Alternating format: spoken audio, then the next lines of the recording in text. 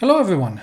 I wanted to give you a little quick overview about how I am actually making videos, because that is about to change. As you can see, I have a somewhat aging HP Omen laptop here with a mobile Ryzen 7 and a GeForce 1660 Ti, which both are fine performance-wise. The problem obviously with this machine is the cooling and the fan noise that comes out. So right now we're in the new place. We're fitting out the gaming room and recording studio.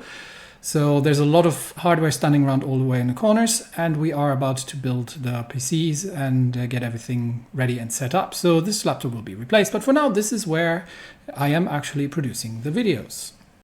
I'm running two partitions on this. It's a dual boot between Windows 11 and Ubuntu with KDE Linux.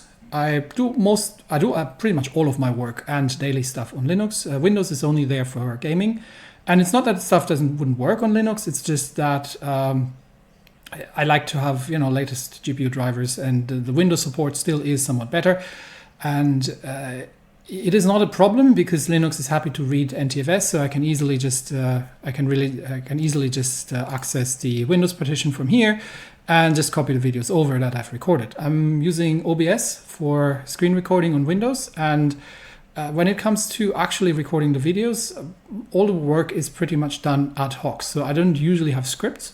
Most of the videos I play and I record as I play. So these then move over into the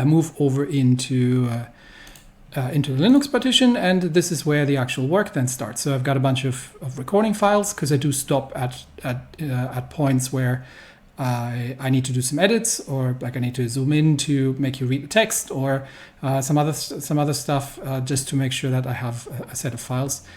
In terms of editing otherwise on Linux, the video editor that I'm using is Kdenlive.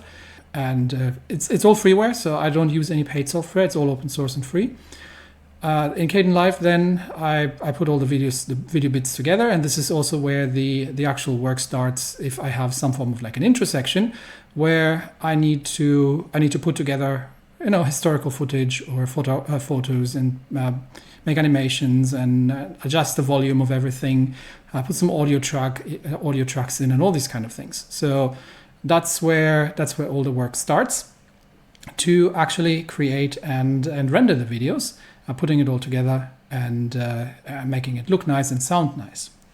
I do like to structure my videos, so everything has a logical structure. Every file, every folder is prefixed with the episode number and then with the title of the episode.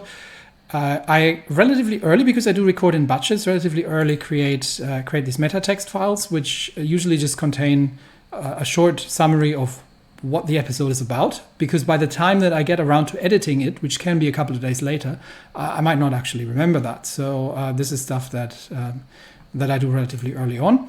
And then all the rendered outputs and the actual video projects go into their own edit folder, and then the covers and all the other graphical artifacts, which at times can be a fair amount, go in here.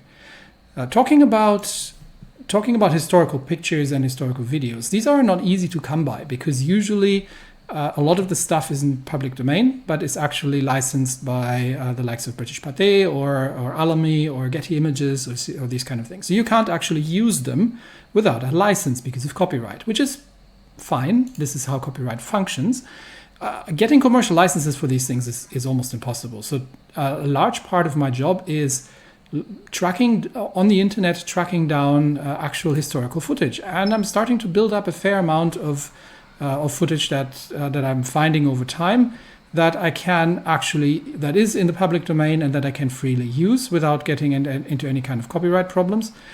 And I am just collecting that all here. The same goes for the audio. Most of the audio that I normally use in my videos, this isn't too applicable to Hearts of Iron 4, but most of the audio files that I use come out of the YouTube audio library and are as such free on YouTube. They're not necessarily free on other platforms, but I'm only uploading to YouTube at this point, so it's not an issue. I do have a couple of songs that I've licensed where I've actually paid a license fee in order to be able to use them, or have talked to the respective artists and gotten permission to use them with giving credit. So making sure that everything there is all right and legal. All software I use for recording, editing, graphical work and audio work is freeware. So it's all open source stuff. I generally don't use paid software unless there's no other option. And video editing, Kdenlive, or screen recording, OBS Studio, general audio recording and audio editing is Audacity. And for graphical tasks like, for example, thumbnails, I use GIMP. I will leave links in the description for all these tools. They're also available on Windows, so it's not Linux exclusive. All the Qt stuff works on Windows as well. So if you're on Windows and you would like to try out these tools, then you can try them for free and support open source software, which I am a big fan of. So for thumbnails, which is usually the last thing I do for the covers, I normally take a screenshot somewhere out of the video without spoilers if possible. I try to mix it up a little bit. It's something that is a bit interesting. Then I normally throw in a historical image of some kind and then just blend the two together.